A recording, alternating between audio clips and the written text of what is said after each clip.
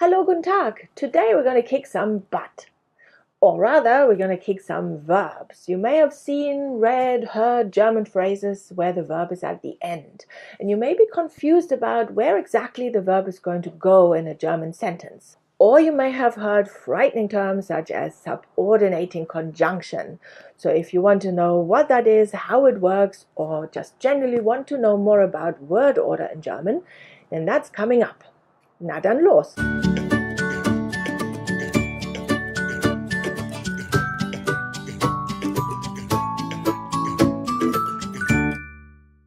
Hallo, guten Tag, mein Name ist Christina Day. I'm your online German tutor at SimplyGerman.online. If you've seen my other video on word order called the inversion, then you know that the verb in German is always in second position. And now it's time to go deeper than that, because the verb is always in second position in a main clause. So what does that mean? We need to take a quick detour into clauses. Clause simply means a part of a sentence. So the main clause is the main part of the sentence. And sentences often have several parts. They will be delineated by a comma, or there's just a pause and you mentally feel there is different parts. For example, I didn't do my homework because, and there may be a pause while you think up an excuse. So the sentence, I didn't do my homework because the dog ate it, has two parts. The first part, the main clause, is I didn't do my homework, because you can put a full stop after that and it's a complete sentence. The part because the dog ate it can't stand up by itself. You can't just say without anything in front of it, because the dog ate it. Doesn't make sense. So that part in German is called the Nebensatz. Neben means side, Satz is sentence. So the side sentence, because that part of the sentence can't stand up by itself. It's leaning on the main clause. And that's why in English, that part is called the subordinate clause. It is underneath, it is subordinate to the main clause. It needs the main clause to stand up. And the word in between that links the two parts of the sentence is because. That word is called a conjunction, because it conjoins a main sentence with a subordinate clause, and therefore because, the word because, is called a subordinating conjunction. Ta-da! That's all there is to this frightening word.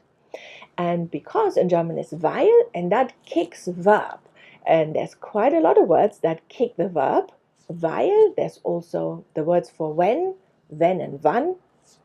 There's das with a double S, that, also a verb kicker.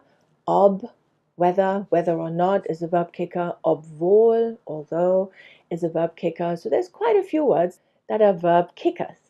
And let me show you how it works. Let's make the sentence, he's still on holiday. Ist noch im Urlaub. The verb ist. Yes, ist is a verb. And it is in second position where it should be. Ist noch im Urlaub.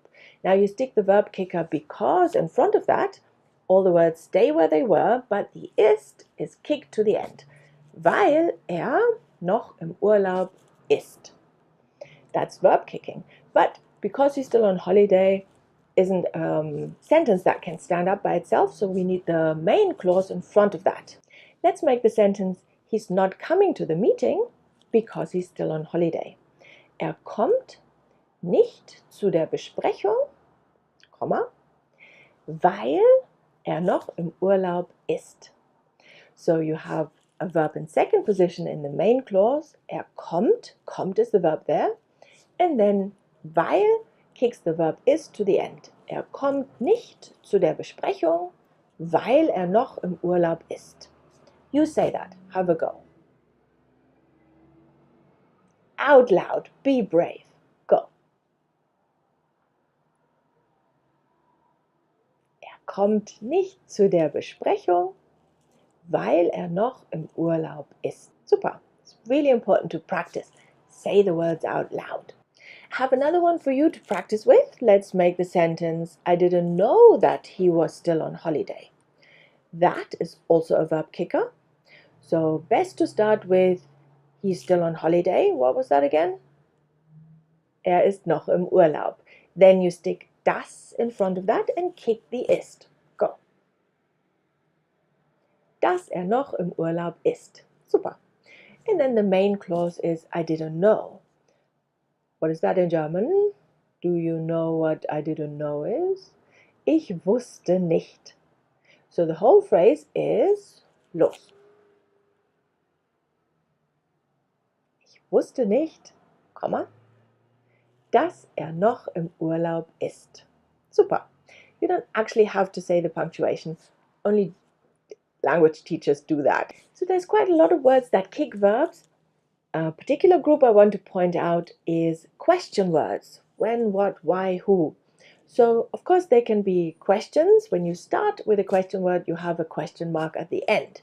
But surprisingly, question words can also be used in statements. For example, I asked her when she's coming back. Full stop. It's no longer a question. And in German, when question words are used in statements, they become verb kickers. Let's do the sentence, I asked her when she's coming back. Best to start with, she is coming back. Sie kommt zurück. Kommt is the verb, second position, sie kommt zurück. Now you stick the question word when in front of that, which is wann, and then you kick the kommt. Have a go. Wann sie zurückkommt. Genau, exactly. And then the main clause is I asked her. Do you know what that is? Ich habe sie gefragt. So the whole thing is your turn. Ich habe sie gefragt, wann sie zurückkommt. Super. If you want to know more about verb kickers, more examples, more practice, then you may want to have a look at my academy where I do a deep dive into this. Otherwise, I see you back here next week. Danke, tschüss, bis nächste Woche.